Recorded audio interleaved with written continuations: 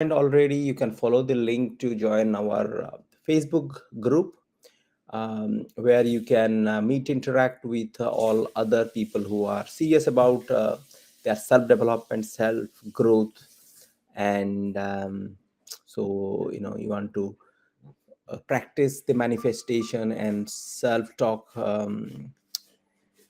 routines and exercises, so you can do that.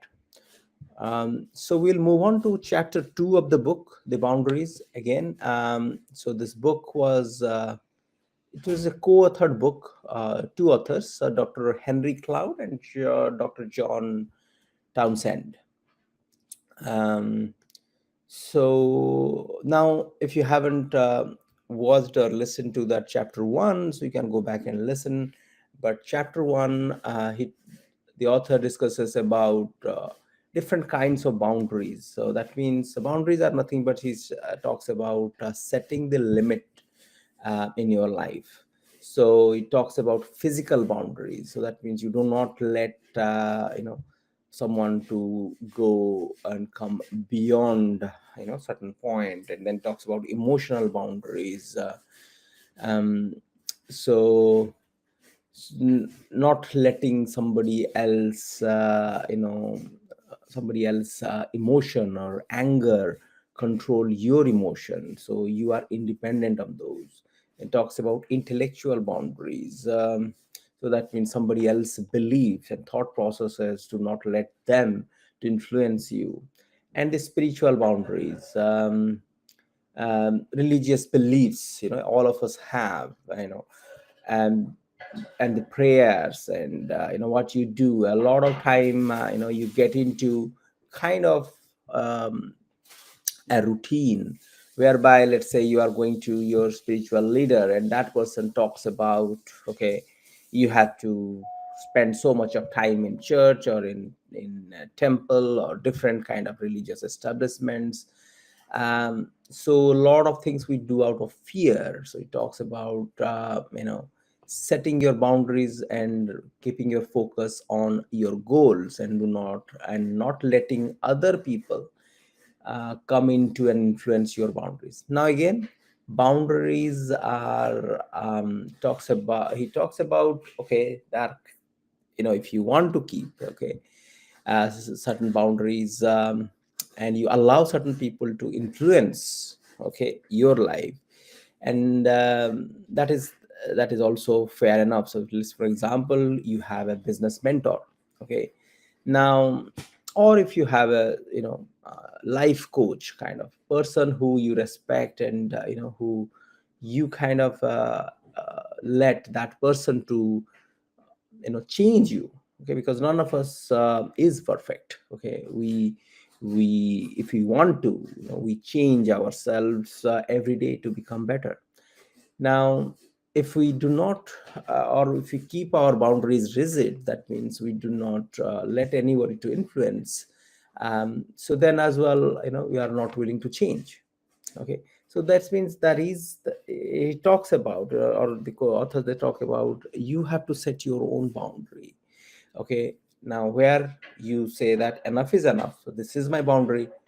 I know nobody can come, and nobody's allowed to come or let me go beyond it. Okay, so now in the same light, the other side as well. Now, everyone have their own boundaries. Okay, so you should not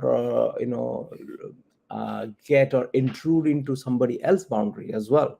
Okay, so that means trying to influence somebody else's belief, somebody else's getting into somebody else's physical boundary. So that is absolutely should not be. Okay, so that's a chapter 1. But chapter 2 is more kind of a detail. It gets into the they continue the discussion of boundaries by exploring what boundaries look like in practice. And they begin by defining boundaries as invisible lines that mark the limits of our personal space. These lines, as we discussed, are can be physical, emotional, intellectual, and spiritual. Now, the authors then discuss the different types of boundaries that we can set. That three main types. He talks about internal boundaries. Again, he further kind of differentiates the boundaries in three different ways. Internal boundaries, these are the limits we set within ourselves. That means internal. For example, we may decide that we are not going to let our anger control us. We might decide what we are not going to let our fear dictate our choices. Now, these are he talks about the internal boundaries. That means, it is coming within us. Okay, so there is, things.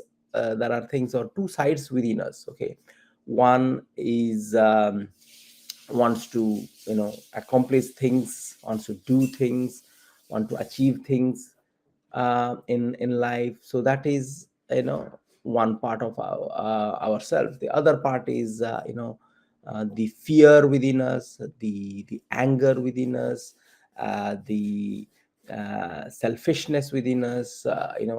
So these are kind of a bad within us. Okay, and he says that internal boundaries is where you differentiate most of the time, because these are within yourselves. So you do not think that that's external. If somebody else anger is coming to you, then you can realize that. But if it's your own anger, then you don't realize it, because this is internal, this is part of you. And that is what he talks about, the internal boundaries. That means within yourself, there is nothing externally someone is influencing you. It's your own limitations or your own boundaries what you have set. Okay, and that is where he says that these internal boundaries, you have to let those boundaries to go, just like the way for external boundaries we want to keep the internal boundaries. And in occasions where we do not want other people to lead our life, it's exactly the same way internal boundaries are to be. When you differentiate between good and bad, when your shortcomings or your negative side of yourself, then he says that, or then they say that, because it's co-authored, that you have to appreciate that. Okay, and this fear of mine is limiting me, or is restricting me to do these things. Okay, so that means you understand that this is the fear which is within me, or this is my selfishness which is not allowing me to do certain things, or is compelling me to do certain things, or it's internal anger he talks about, that is stopping me, leading me to do certain things or taking some certain actions. So when you differentiate these qualities or the bad qualities within yourself, internal boundaries, you try to try to get rid of the internal boundaries, so that that will set you free. Okay, now all of us have the he talks about the limiting beliefs, that I'm not good in this, I'm good not good in that. I have we have so many things, as a part of our they are part of our nature, part of our being. And once we appreciate and understand that and see that, okay, and the author talks about that, these shortcomings or these negatives within us, if you appreciate this as foreign, these are not something which are not something we are supposed to be within myself. So we, just like external boundaries, if you consider these kind of an external, they are enemies to you and your progress and you becoming a better version of yourself, then you will not allow these to interfere in your well-being. So the next thing is external boundaries. They are the limits we set with other people. Okay, now, as we discussed earlier, the first chapter was about the external boundaries. Okay, now these are the sort of with other people interest. For example, we might decide that we are not going to let someone else borrow our car without asking, or we might decide that we are not going to let someone else tell us what to do. Okay, now these are external boundaries. Okay, sometimes you have to be strong enough. Okay, and that is when the author says that you have to take a stance that, okay, I am not going to let this this person or this situation to dictate me. Okay, so that is called external boundaries. When you have to learn how to say no. Now, relationship boundaries. Okay, these are the limits we set in our relationship with others. For example, we may decide that we are not going to be friends with someone who is constantly critical of us. Okay, so that means that is a boundary. We decide that, okay, maybe a good friend, but no, this is not something. It is not for my well-being. You decide that I'm not going to be friend. You might decide that you are not going to be in relationship with someone who is emotionally draining you or emotionally abusive, and not part of your well-being. Okay, so now he talks about that if be critical and be focused and discern and differentiate between these people in your life. Okay, and who can leech. He talks about like, just like these are the people we who dictates your life, and they will drain you and they will suck blood out of you. That's what he talks about. He says that be careful about these people, which are called the external boundaries we are setting, and then also at the same time understand your um, own inner well-being and understand your enemies within yourself as well. Because a lot of the time you may be able to identify the enemy outside, but you don't appreciate and see the enemy within. Okay, so that is, he talks about the internal boundaries where you appreciate and see the shortcomings, the bad qualities what you have within yourself, and then you set your boundaries and, okay, no, enough is enough. This thing cannot control me because this is external. This anger what I have is external. The selfishness or the emotional roller coaster ride is external. So you discern those, and then you can fight against these. Okay, now, author argues that healthy boundaries are essential. Okay, do not take the book wrong as well. He talks about that. Okay, healthy boundaries. That means there has to be a boundary. It's not that you do not have to have a boundaries, but there has to be a distance as well. Okay, healthy boundaries are essential for our emotional and spiritual health. Okay, what does that mean? He says. Or they say that in order for somebody to influence us emotionally, for you to become a better person, for you to which can help you to stretch yourself. Okay, giving an example that, okay, let's say you don't have a dream, or you are lazy, you do not want to work for your dream. Now, if somebody else influences you, or if you allow somebody else to influence your emotion, your thought processes, okay, now this is healthy. Okay, that's what he talks about, that healthy boundaries are essential. That means if you keep put a boundary there, then you are not allowing anyone to influence you. Okay, you are saying that, okay, whoever I am, that's the way I am not going to change. But when you allow the external factor, let's say books you read as well, the let's say the podcast you listen, or you association, you associate with people.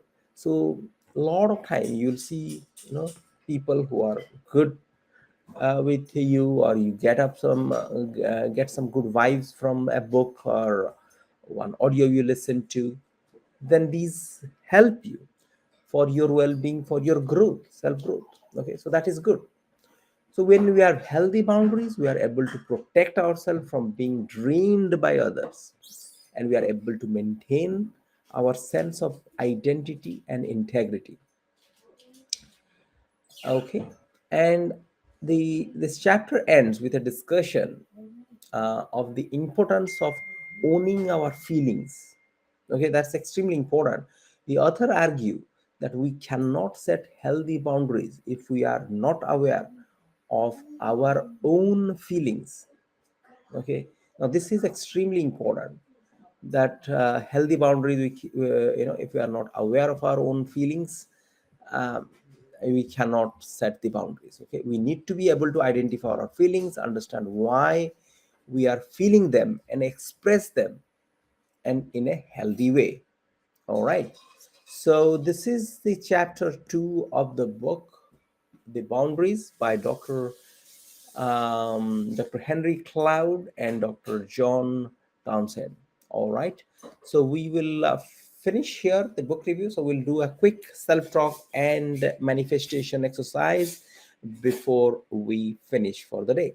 Okay, so let's get into that state of um, relaxation. So close your eyes. Now take your attention to the different parts of your body. So now starting from the feet, just take your attention, make it relax, release all the tension and pressure in that part of your body. And then we'll move on to your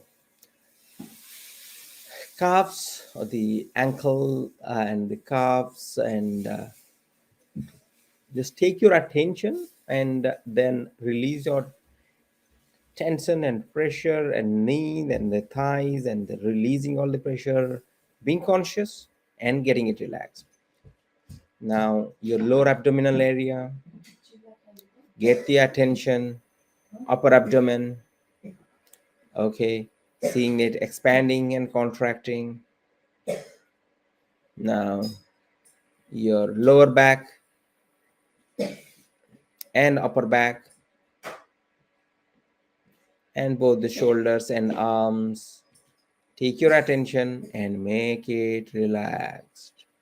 In your neck, chin, cheeks, mouth area, nose, eyes and forehead and scalp, and back of your head.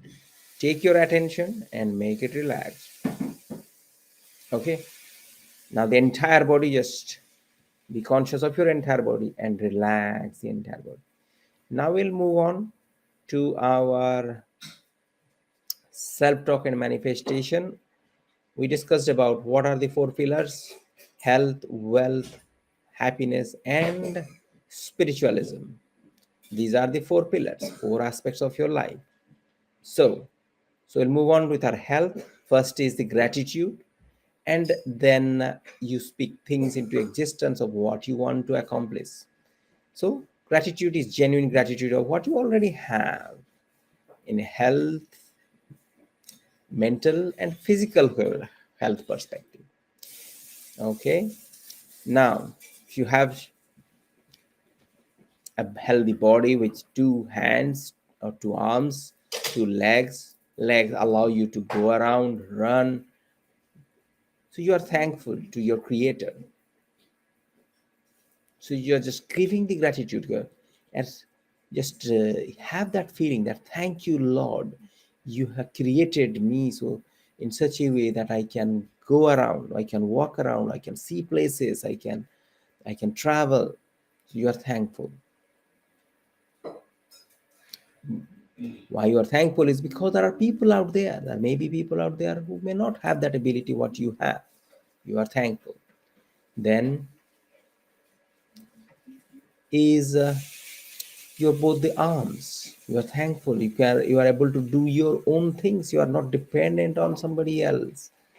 You are thankful that you can do your household chores. You are thankful to your Creator that you can see the beautiful world around you that the God has created. Now you can see a bird chirping. You can hear it as well. So that means you are thankful to your Creator for giving you the ability to hear the beautiful sounds all around you. You are thankful for giving you a body with a sound digestive system, a circulatory system. You are all thankful because so many complex things are put together to make you. So the magnificent body is given to you. You are thankful. Now we'll talk about the mental faculty, the mental health. Now you are thankful that you have been given a sound mind. You can think. You can do things for yourself. And because of that, you can work, you can think, you can put food on the table, you can have a roof over your head. You are not dependent on anyone. So you are thankful for your mental faculty that your Creator, your God has given you a sound mind to think, to work, to imagine, to explore. So you are thankful. Now we'll move on to the second faculty of your brain, of yourself, that is wealth. So that means whatever you already have, people who are born to families where probably they may not have what you have, you are born with. So you are thankful, whatever has already been given to you. Now, whatever you already have now, if you are having a roof over your head, you are thankful because there are people out there who do not have that facility. If you are able to be fed with 3 times, 4 times a day, you are thankful to Lord, to your Creator, that you are not starving, just like so many people out there may not be able to provide for themselves or for their family the food, the shelter, the clothings, what you are blessed with. So you are thankful, you are grateful. Now, the happiness comes with your connection to the people all around you, your friends and your family members.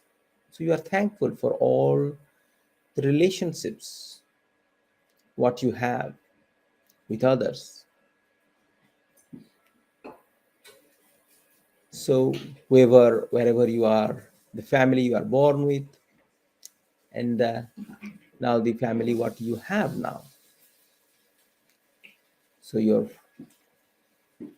if you have a spouse or if you have kids, so you are thankful for the family because there are people out there who may not have that. And the friends in your life who spread happiness around you, they make you feel good. So you are thankful for what we have. And then last but not the least, your relationship with God or with your Creator, that the spiritualism. Now in that relationship, we are just giving it all that gratitude, that thank you, Lord, for blessing me abundantly with so many things. And I'm really thankful and grateful. Now we'll move on to our health, wealth, and relationship the things what you want to accomplish health wise. Let's say you want you want to have um, certain weight, and to get rid of you know certain extra weight around your belly. Okay, you want to get into a perfect shape. That's a fair goal to have. Now you visualize yourself having that perfect body. Now you speak it. I feel energetic. I feel fresh. I feel just being the perfect health. Just visualize yourself. How would you look when you have that perfect health? How would you feel? Will you feel a bit lighter? You feel a bit healthier? Now you can feel your body the way your perfect body, whatever you are, the way you want it. You just visualize yourself being there.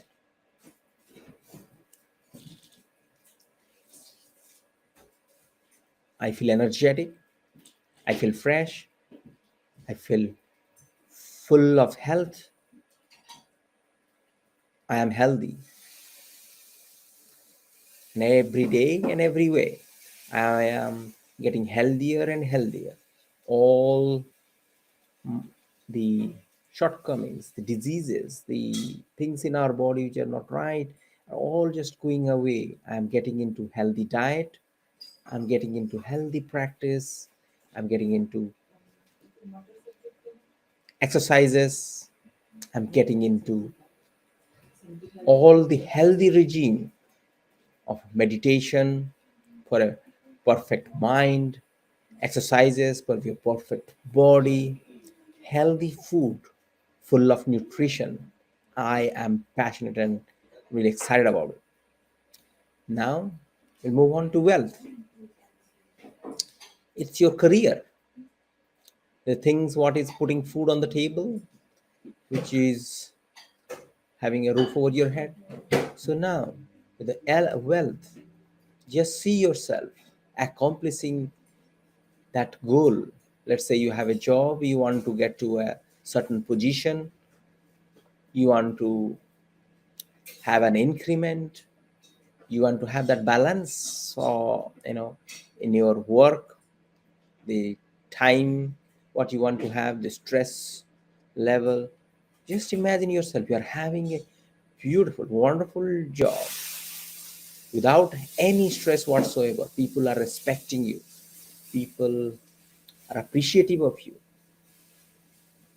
and you are having a wonderful time, at your work, helping your organization, but at the same time you are loving it. You you are enjoying every bit of it, and you have accomplished that level as well, where the time what you have for yourself is just right, and the position has allowed you to do that, and everybody is appreciative. The pay what you get is absolutely fantastic. You are loving it, and you love the work what you do. Now if you have in your own business, now you visualize yourself that your business is growing like crazy. It's growing all over the place, going all around the world. Your business turnover is going through the roof, and you are getting accolades, you are getting recognitions of your business, and you are impacting people's life, and you are excited about it. Just feel that excitement of your business turnover growing through the roof, allowing you to have that freedom of choices. Health, wealth, and happiness is what we are always seek for. This is the wealth. You have created that enough wealth to take care of yourself and your well-being and your family. You are thankful for that ultimate success what you are experiencing in your business. Now we'll move on to your happiness. Happiness comes from relationship. So you are seeing the perfect harmonious relationship with yourself. You love and respect yourself, because every day and every way you are getting better and better. And also you are thankful, and you see yourself having that perfect relationship with everyone. You are providing, you are helping other people and helping everyone, and you have all the good feelings. You want everyone to grow, everyone to prosper, everyone to succeed, and everyone to be happy. You genuinely want it and wish upon everyone that everyone be better off, and this feeling will make you happy. And the last pillar is the spiritualism. So you want the connection of you with your Lord, with your Almighty, with your Creator. That energy, if you believe in that, don't believe in God, believe in that energy which created the entire world and this universe, this cosmos, that energy. You are connecting and manifesting that energy within your body. You are connecting with your Lord or your Creator. Okay. So with that, we will conclude here. What I would suggest that, rub both your palms and then apply on your face. And now we conclude here today's book review. Hope it helped you. Go and subscribe, or go and click on the link